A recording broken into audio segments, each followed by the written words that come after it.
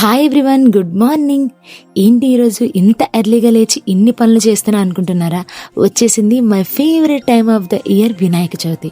So మరి మా ఇంటి వినాయక చవితి పూజని మీతో షేర్ చేసుకుందామని ఈ వీడియోని షూట్ చేశాను. అండ్ అలాగే వినాయక చవితి కోసం ప్రసాదాల ప్రిపరేషన్ కూడా కంప్లీట్ అయింది. నేను కూడా పూజ చేయడానికి ట్రెడిషనల్గా రెడీ అయిపోయా. ఫైనలీ ప్రసాదాలన్నీ కూడా నీట్గా అరిటాకులో సర్దేసి చక్కగా వినాయకుడి పూజ కోసం పత్తిని కూడా సిద్ధం చేసి, అండ్ అలాగే మా ఇంటి బొజ్జగనపైన చూస్తున్నారు కదా ఎంత కలకల్లాడుతున్నారు. పూజా కార్యక్రమం అయితే స్టార్ట్ అయింది. నేనైతే వ్రత కథా పుస్తకాన్ని అయితే చదవడం స్టార్ట్ చేశాను. మా ఇంట్లో వినాయక చవితితో పాటు సరస్వతీదేవి పూజ కూడా చేస్తామన్నమాట. సో మరి సరస్వతీదేవి పూజ కూడా కంప్లీట్ అయింది. బొజ్జగనపైని మా ఇంట్లో ఈ ఇయర్ 2025 ఇంత గ్రాండ్ గా సెలబ్రేట్ చేసుకున్నాం.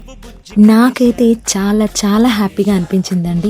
ఇలా మా ఇంటి వినాయక చవితిని ఇంత చక్కగా సెలబ్రేట్ చేసుకోవడం చాలా సంతోషంగా అనిపించింది. విఘ్నేశ్వరుడు పూజ అంటే నిండుగా చేసుకోవాలనిపిస్తుంది, ఎందుకంటే అది తొలి పూజ అంటారు కాబట్టి. మనం ఎలాంటి కార్యక్రమాల్లో అయినా ముందుగా విఘ్నేశ్వరుని తలుస్తాం, అండ్ అలాగే విఘ్నేశ్వరుడు పూజ తర్వాతే ఎలాంటి కార్యక్రమం అయినా స్టార్ట్ చేస్తాం కాబట్టి ఈ ఇయర్ ఇంత బాగా సక్సెస్ అయింది. సో ఫైనలీ మా ఇంట్లో పూజ అయితే కంప్లీట్ అయిపోయింది.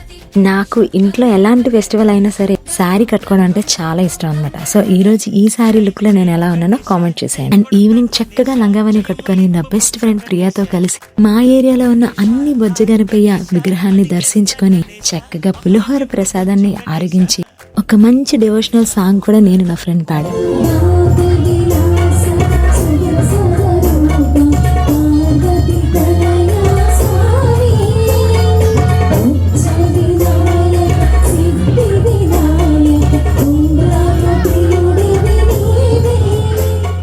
సో నా డే అయితే ఇలా ఎండ్ అయింది. So thank you so much for your watching.